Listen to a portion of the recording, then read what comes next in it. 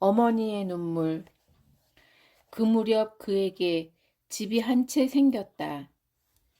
전리품 관리위원회에서 당 일꾼들에게 배정해 준 것 가운데 하나였는데 서석동에 있는 광주지방검찰청 부장검사의 집이었다. 전리품 관리위원회에서는 제법 값비싼 세간까지 한 트럭 실어다 주었다. 내 집을 갖는다는 것이 처음에는 즐거웠다. 미적 감각과는 담쌓은 그인데도 첫날은 세간을 이리저리 배치하고 기분 좋게 방바닥에 드러누웠다. 단층 양옥집으로 정원이 제법 물창한 게 그로서는 좀 과분할 정도였다. 그런데 참 이상한 일이었다. 여러 사람들이 한 방에서 북적거릴 때에 비하면 천국 같은 방인데도 잠이 오지 않는 것이었다. 거진 뜬 눈으로 밤을 새우고 났더니 다음 날은 별로 그 집에 돌아가고 싶지가 않았다. 어제의 신났던 기분이 좀 우습기도 하고 그것이 내 것이라는 느낌도 들지 않았다. 내 것이라는 개념을 잊고 산 지 벌써 3년이었다. 그래도 편히 쉬어야지 하는 마음으로 하루 더 그 집으로 들어간 그는 역시 그날 밤도 편한 잠을 자지 못했다. 왜 그렇게 외롭고 쓸쓸한지 조금 전에 헤어진 동지들이 보고 싶어 죽을 지경이었다. 워낙 오랫동안 동지들과 북적대며 살았으니 혼자 있는 시간이 당황스럽고 허전한 것도 당연한 일이었다. 결국 그는 세간이고 뭐고 다 팽개친 채 이틀 만에 집단 합숙소로 돌아오고야 말았다. 8월 30일 그에게 새로운 임무가 내려왔다. 수상의 지시로 착수된 주권기관 선거사업과 토지개혁사업이 어떻게 진행되고 있는지를 감사하는 종합검열반원으로 뽑힌 것이다. 담당 지역은 광양군이었다. 도인민위원회에서 간단한 교육을 받은 뒤 그는 내무부에서 징발한 자전거 한 대를 받았다. 자전거를 집어타고 광주 교회로 나서자 얼굴을 스치는 바람이 상쾌했다. 들과선 어디에도 전쟁의 흔적은 보이지 않았다. 눈에 익숙한 한적하고 평화로운 시골 풍경 그대로였다. 이제 9월, 어느덧 가을이 코앞에 닥쳐와 있었다. 푸른 빛을 잃은 벼가 서서히 고개를 숙이기 시작하는 벌판을 그는 싱싱 지나쳤다. 콧노래가 절로 나왔다. 광주에 입성한 후 처음 맛보는 여유였다. 열심히 페달을 밟은 덕택에 점심때 조금 못 미쳐 곡성군 옥과면에 도착했다. 그는 곧장 옥과 면당으로 달렸다. 이웃한 풍산면 소식이 궁금했다. 가장 힘들고 어렵던 때 순박한 마음으로 혁명사업을 도와주었던 순정마을 조영감의 얼굴이 떠올랐다. 그 조영감 덕분에 어려운 고비를 넘긴 게 한두 번이 아니었다. 굶주린 배를 채운 적도 있었고 조영감이 어렵게 구해준 약으로 고통을 던 적도 많았다. 해방됐다고 얼마나 좋아하고 있을까. 그러나 그는 옥과 면당에서 점심 한 끼만 대접받은 채 쓸쓸한 마음으로 돌아와야 했다. 불과 며칠 전 유격대라며 찾아온 한 무리가 현장에서 조영감을 사살해 버렸다는 것이었다. 경찰과 내통하여 도당 부책 일행을 체포당하게 했다는 제목이었다. 그때 잡힌 박찬봉은 살아서 돌아왔는데 대체 누구의 짓일까? 박찬봉이 지시한 일인가? 사살 명령을 내린 사람이 누구였는지 화가 치밀었다. 죽이는 것밖에 길이 없었을까? 총칼의 위협 앞에서 누구든 자유로울 수 있겠는가? 제 발로 경찰을 찾아간 것도 아니고 빨치산에 협조한 것이 발각되자 자기 목숨 살자고 한 짓인데 당원이라면 모르되 조용감은 그저 순박한 협조자일 뿐이었다. 빨치산에게 쌀 한 톨 내주는 것이 두려워 다들 벌벌 떨고 있을 때 무엇이건 더 도와주지 못해 마음 아파하던 조용감이었다. 동지들이 적과 싸우다 쓰러졌을 때 치솟던 분노와는 달리 묘한 서글픔이 일었다. 그가 조금만 더 빨리 손을 썼더라면 막을 수 있는 죽음이었는지도 몰랐다. 재수러웠다. 이제 두 번 다시 갈 일도 없을 순정마을 쪽을 그는 자꾸 뒤돌아보았다. 곡성 군당에 들러 옛 빨치산 시절 동료들을 만나고 구례구역에 도착한 것은 자정 무렵이었다. 폭격이 심했던지 구례구역 부근은 완전히 폐허가 되어 있었다. 옛날 역에 근무할 때 하숙했던 강남여관도 폭격에 다 무너져 내렸고 임시로 지어놓은 역막사에서는 낯익은 타블렛 전화기가 요란하게 울어댔다. 임시 열차 통과를 기다리며 하품을 하고 있는 철도 직원은 낯선 얼굴이었다. 그는 불과 몇 년 전에 자기 모습과 똑같이 지루하고 피곤한 밤을 보내고 있는 철도 직원에게 강남여관과 그 옆집에 살던 박혜석의 안부를 물었다.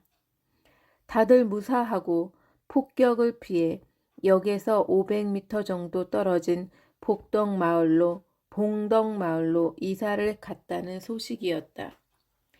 시집간 누나가 오랜만에 집에 왔다는 소식이라도 들은 어린애처럼 그는 신나게 자전거를 굴렸다. 강남여관집 문을 요란하게 두들리는 그의 가슴이 불현듯 두근거리기 시작했다. 이 집 딸 때문이었다. 생각해보면 그가 죽자고 결혼을 거부한 데는 이 집 딸의 영향도 컸다. 상사병을 앓을 정도는 아니었지만 그의 가슴 속에는 어슴풀에 이 집 딸이 들어차 있었고 그런 상태에서 다른 여자와 결혼한다는 것이 도저히 용납되지 않았던 것이다. 그렇게 어거지로 결혼한 아내가 아직도 자신을 기다리고 있을지도 모른다는 것도 까맣게 잊어버린 채 그때와 다를 바 없는 총각의 마음으로 설레어하며 그는 열심히 문을 두드렸다. 그렇다고 이 집 딸과 서로 좋아한다느니 결혼하자느니 하는 말은 해본 적도 없다. 서로 수줍어서 말 한마디 나눠보지 못한 처지였다. 그러면서도 그는 아직 이 집 딸이 자기를 기다리고 있을 거라는 염치 좋고 막연한 기대감에 부풀어 있었다.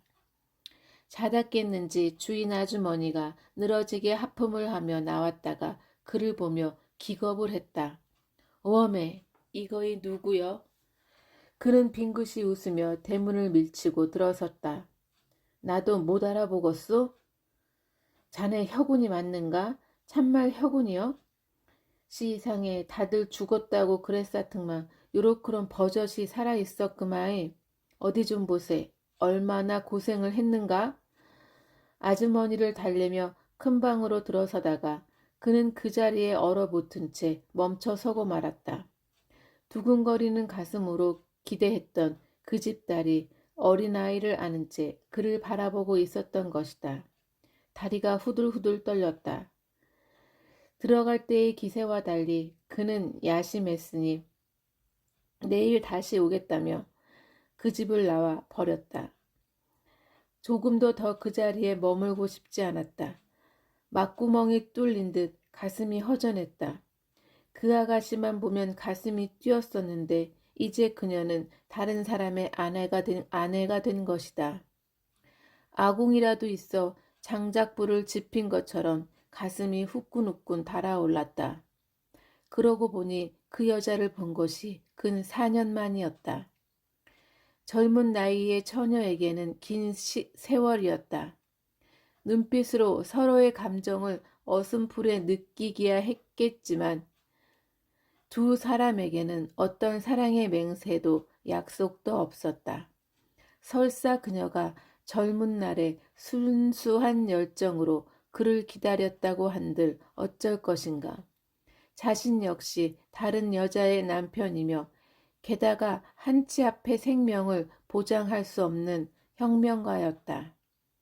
그제야 묘한 배신감, 분노 같은 것이 조용히 사그라졌다.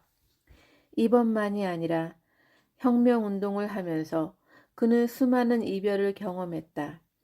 아버지와는 죽음으로 갈라섰으며 어머니와 가족을 떠나왔고 이전까지의 모든 인간관계를 떠나왔다. 날이면 날마다 함께 고생하던 동지들도 수없이 떠나보냈다. 생각하면 그리운 사람들은 너무나 많았다. 죽어버린 동지들은 말할 나위도 없고 어머니, 동생들, 우익으로 좌익으로 갈라선 불알 친구들, 국민학교 시절 어린 그들에게 민족의 역사를 알려주고 민족 혼을 불어넣어주던 박희태 선생. 어쩌면 혁명가란 이렇게 어찌할 수 없는 이별이나 슬픔과 친숙해지면서 강철로 단련되어 가는 것인지도 몰랐다. 박혜석의 집까지 가는 동안 그의 가슴은 다시 평온을 되찾기 시작했다. 아이고 이 문둥아, 이렇게 살아왔구나, 살아왔어. 백운산에서 죽었다고도 하고 지리산에서 죽는 걸 봤다는 사람도 있더니만 이게 웬일이고. 한창 젊은 시절 늘 배고팠던 그에게 자신의 밥까지 수북하게 덜어주던 인심 좋은 박혜석의 마누라 하동댁은 그를 끌어안고 놓을 줄을 몰랐다. 촛불을 켜놓고 방 안에 둘러앉아 얘기를 나누는데 9월 초임에도 더워 죽을 지경이었다. 그들은 아예 이불을 들고 와상으로 나갔다. 섬진강에서 불어오는 강바람이 제법 시원했다. 와상에 들어누운 채 부채로 모기를 쫓으며 그들은 밤새껏 지난 얘기들을 나누었다. 낙동강에선 이 밤중에도 치열한 전투가 벌어지고 있을 테고 불과 한두 달 전만 해도 기아에 허덕이며 쌀 한 톨에 목숨을 걸고 있었는데 그는 지금의 이 작은 평화가 믿기지 않았다. 날이 밝자마자 예전처럼 수북하게 담아주는 밥 한 사발을 다 먹어치운 그는 집안 소식이 궁금해 굴의 읍까지라도 가볼 양으로 섬진강 다리를 향해 부지런히 페달을 밟았다. 그러나 그는 폭격으로 무너진 다리 앞에서 자전거를 멈춰야 했다. 나룻배로 건너야 할 모양인데 그럴 만한 시간은 없었다. 역으로 달려갔다. 내무서와는 통화가 가능하다고 했다. 내무서로 전화를 돌려 유장영을 찾았다. 그의 집안은 모두 무사하다는 소식이었다. 그는 11일 밤을 굴의 역전에서 묵고 갈 테니 그날 가족들을 역전 신성여관에서 만나게 해달라고 부탁했다. 그날 오후 백운산 특각 시절 함께 지냈던 풍채 좋은 이봉옥이 광양군당 위원장이라며 반갑게 그를 맞았다. 둘 다 명 하나는 타고난 사람들이었다. 다음 날부터 그는 교육받은 대로 검열 계획을 세워 8개 면을 돌기로 하고 자전거에 올라탔다. 멀리 백운산이 가을 구름에 쌓여 있었다. 주권기관 선거사업은 어느 면이나 거의 문제가 없었다. 주로 강, 리, 면, 인민위원장으로 당선된 자의 성분이 검열 대상이었는데 당의 공천을 받은 단독 후보가 거의 만장일치로 당선된 터라 문제가 있을 리 없었다. 리 인민위원장은 마을 사람들이 모여 컷으로 선출했고 면 인민위원장은 당의 공천자를 찬반 비밀 투표에 붙였다. 이승만 독재 정권 때처럼 강제 동원을 한 것도 아닌데 거의 모든 면의 투표율이 90%를 넘겼다. 새로운 정부에 대한 관심의 표시였고 역시 인민의 대표자를 뽑는 인민의 선거다웠다. 그러나 토지개혁은 조금 달랐다. 지주의 논을 무상으로 몰수하여 소작인들에게 각 집의 노동 능력에 따라 무상 분배하라는 원칙에 따라 토지 분배가 되긴 했는데 이런저런 작은 말썽거리가 어디에나 많았다. 진상면에 갔을 때였다. 새로 뽑힌 리 인민위원장 집에서 개혁 이전 토지대장과 개혁 이후 토지대장을 비교하는데 한 집이 식구에 비해 할당된 토지가 너무 적었다. 당시 인구 1인당 한 마지기 정도 분배되는 게 통상적인 예였는데 그 집은 6식구에 고작 2마지기가 배정돼 있었다. 이 집은 왜 이렇게 할당이 적소?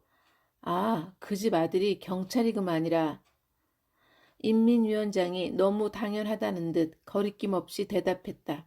악질 반동이요?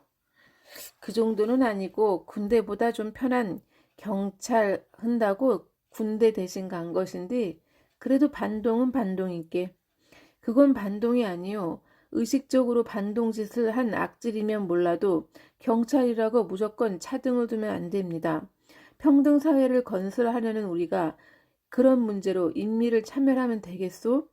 당장 제대로 분배하시오. 어디나 마찬가지였다. 반동이라고, 반동의 부모라고, 반동의 친척이라고 토지 분배에서 제외된 집이 한두 군데가 아니었다. 그는 찾아가는 곳마다 반동 자식을 둔 집이라도 의식적으로 반동짓을 한 악질이 아니라면 경찰이건 군인이건 차별 없이 분배할 것을 지시했다.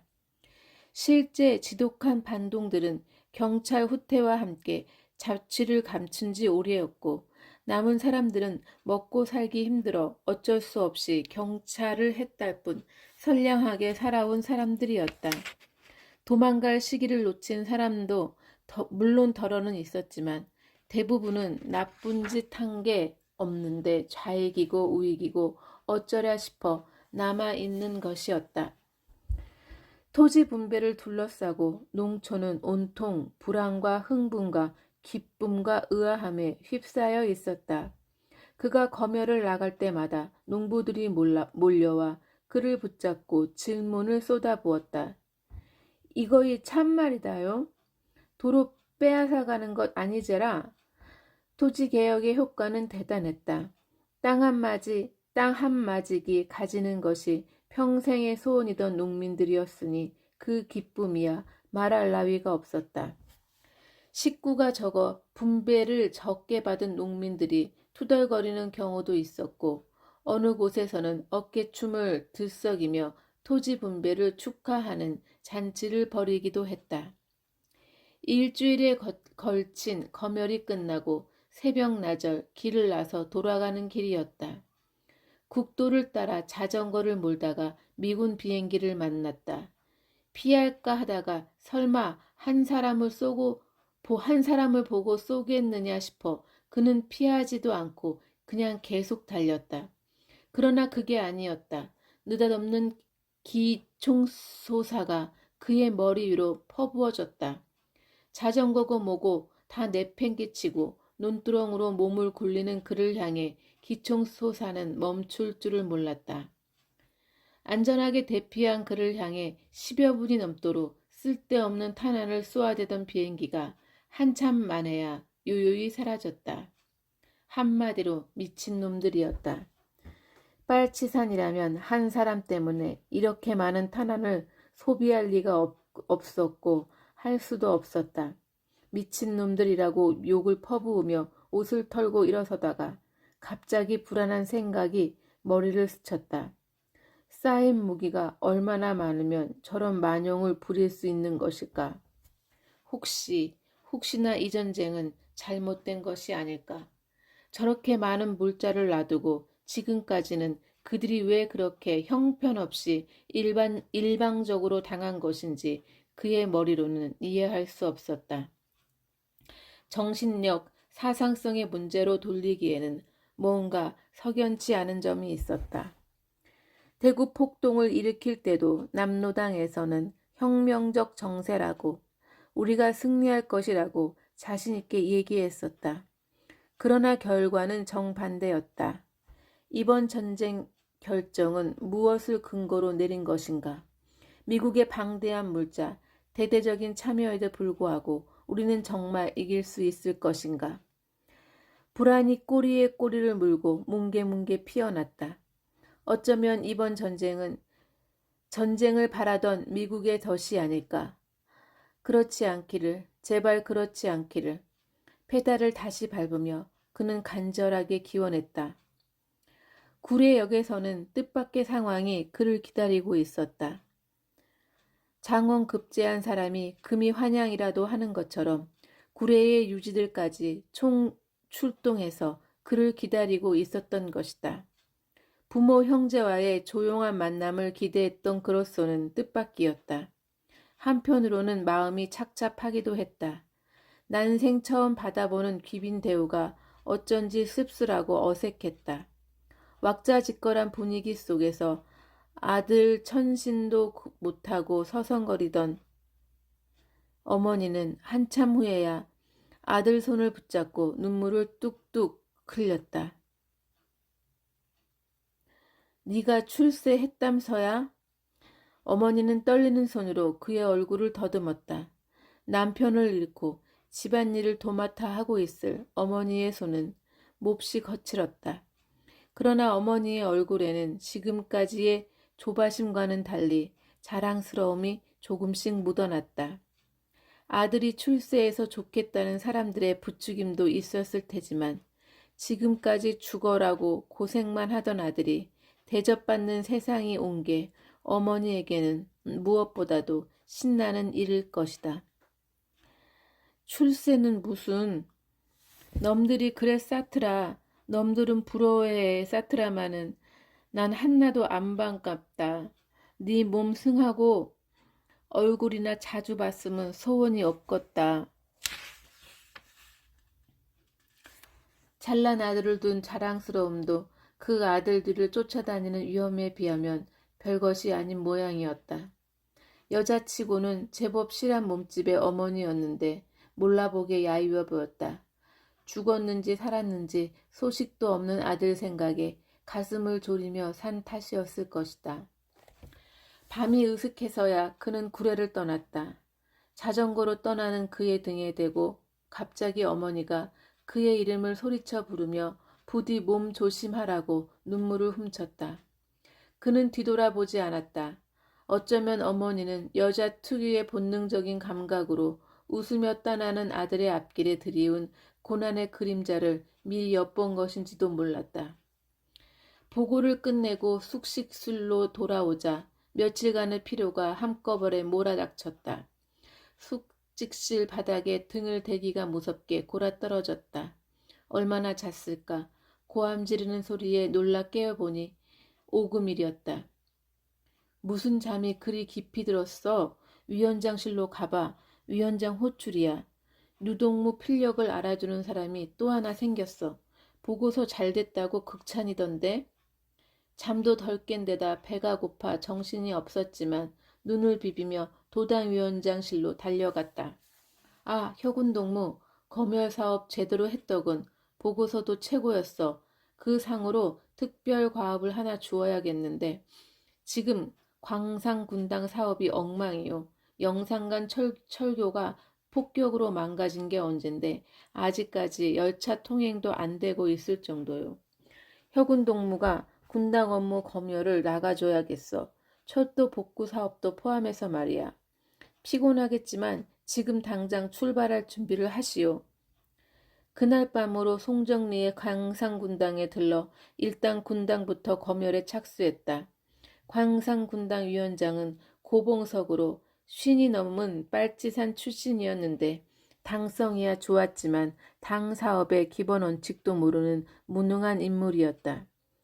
그 나이에 일을 새로 배우기 힘들었는지 모든 사업을 이북 출신의 부위원장에게 맡겨놓은 채 위원장은 완전히 허수아비였다.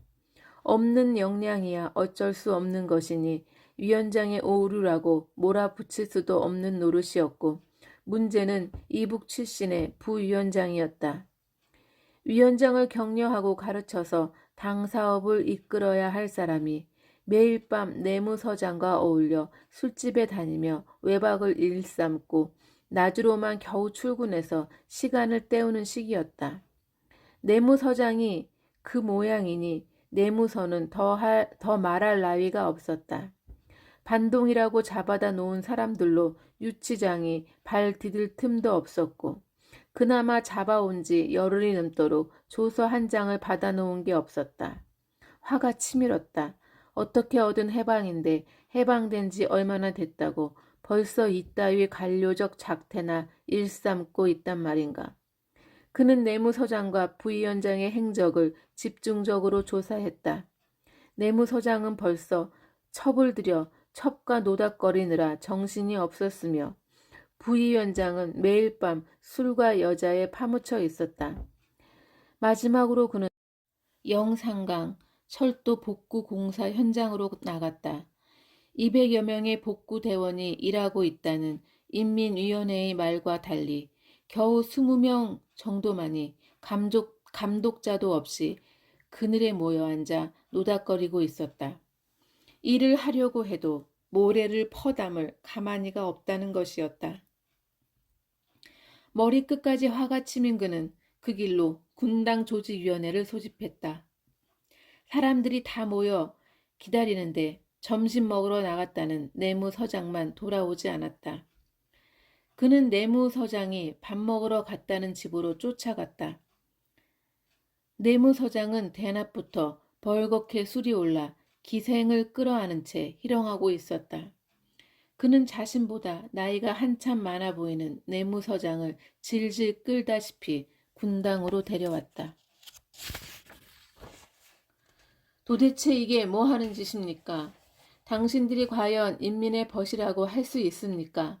당신들 하는 짓이 반동과 뭐가 다르오?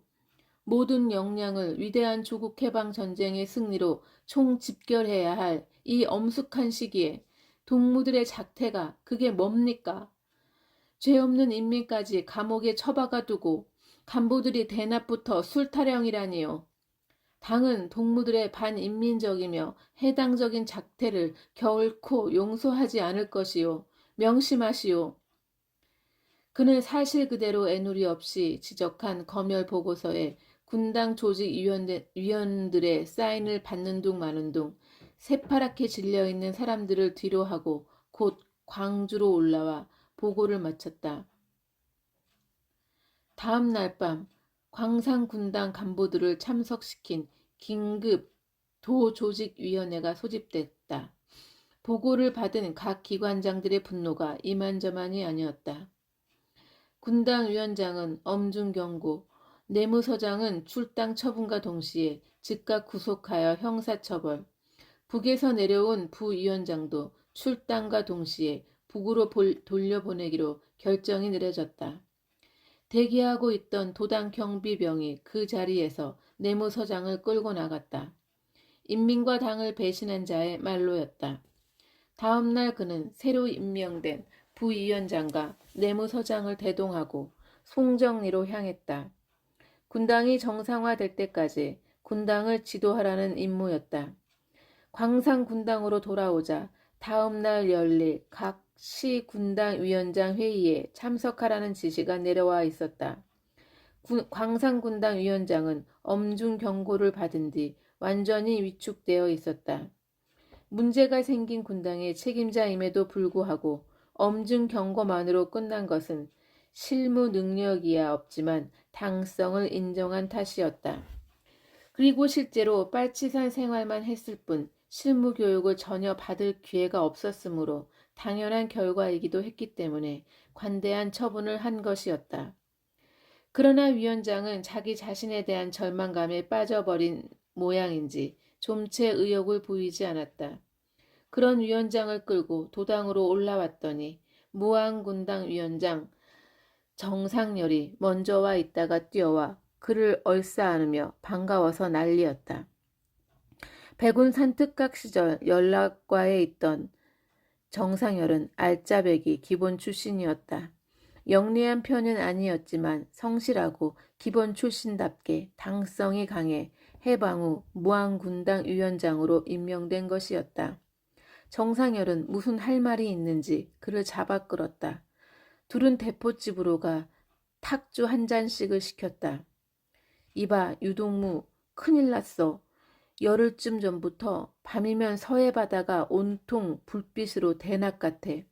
학교 운동장만한 함정들이 시커멓게 북쪽으로 올라가고 있다고. 텅 빈 북조선을 칠라고 그러나? 문득 9월 15일 인천에 미군이 상륙했다던 소식이 떠올랐다. 정상열의 말을 듣고 나자 불안이 엄습해왔다. 상부에 보고는 했소? 물론이지. 나도 보고했고 목포에 주둔해 있는 인민군들도 매일 최고사령부에 보고하고 있지. 보고를 했다니 일단 안심이었다. 열흘쯤 전부터 함정이 북으로 향하고 있다는 걸 상부에서 알았다면 10중 8구 인천으로 치고 들어올 것임을 미리 알았을 것이고 그에 대한 조치를 강구하지 않았을 리 없었다. 그러나 상부에 대한 믿음에도 불구하고 불안은 쉽게 떨쳐지지 않았다.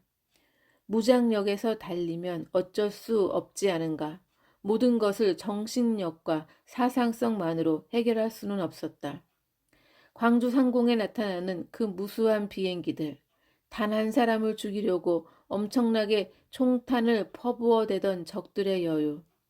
아직 혁명은 끝난 게 아니었다. 어쩌면 앞으로의 길은 지금까지보다 훨씬 더 멀고 험난할 수도 있었다. 그러나 혼자만의 판단으로 완전히 해방되었다고 믿고 있는 다른 동료들의 사기를 꺾어 놓을 수는 없었다. 그럼 됐어. 최고 사령부에서 무슨 대책이 나오겠지. 우리는 우리가 맡은 사업이나 열심히 합시다. 그러나 다음날 회의는 그의 우려대로였다. 모든 당 조직을 단시일 내에 지하 조직으로 개편하라는 것이었다. 승리가 내일 모레라고 믿었던 사람들에게는 청청병력 같은 소리였다. 분위기가 침울하게 가라앉았다. 단기간에 지하 조직으로 개편하라니 이런 때를 대비해 일부 당원들을 노출시키지 말았어야 했는데 각 기관의 틀을 잡으면서 가능한 모든 사람을 다 동원한 뒤였다. 이제 완전히 새롭게 지하 조직 사업을 하는 수밖에 없었다. 그것도 단기간에. 군당 일은 산더미처럼 많은데 위원장은 도통 일하려 들지 않았다. 그저 넋을 잃고 앉아 있을 뿐이었다. 회의라도 주재하라고 아무리 시켜도 오히려 그를 잡고 통사정이었다. 유동무, 난 못해. 도저히 못하겠어. 우선 있는 동안만이라도 유동무가 좀 해주게. 눈물까지 글썽이는 데는 할 말이 없었다. 하도 안쓰러워서 그가 위로를 해야 할 지경이었다. 하긴 지금까지 배운 것도 없고 그렇다고 머리가 좋은 것도 아니고 설사 머리가 좋다 하더라도 쉰이면 이미 알았던 것들도 하룻밤 자고 나면 말끔히 잊어버릴 나이였다. 외톨이가 되어 어깨를 축 늘어뜨리고 혼자 앉아있는 위원장을 보고 있자면 속이 상했다. 위원장은 어쩌면 혼자 우두커니 앉아 비록 힘들었지만 자기도 무엇이든 당에 기여할 수 있었던 빨치산 시절을 회상하고 있는지 몰랐다. 그토록 바라던 세상이 왔는데도 자기 힘으로 할 일이 없다는 건 가장 비참하고 무서운 일일 것이다. 그는 어떻게 해서든 의욕이라도 갖게 해보려고 가진 말과 비판으로 위원장을 자극했다.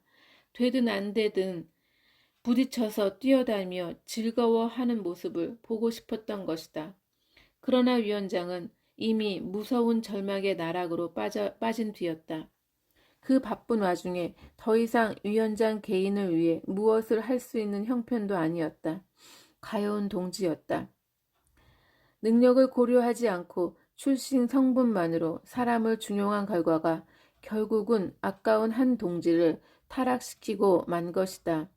군은 국립 끝에 위원장을 교체해달라는 보고서를 제출했다. 직책이 높낮이에 상관없이 자신이 할 수 있는 일을 맡는 것이 위원장에게도 훨씬 바람직할 터였다. 위원장 교체 건의서를 마지막으로 그는 다시 도당 노동부로 돌아왔다. 어느새 가을도 깊어가고 있었다.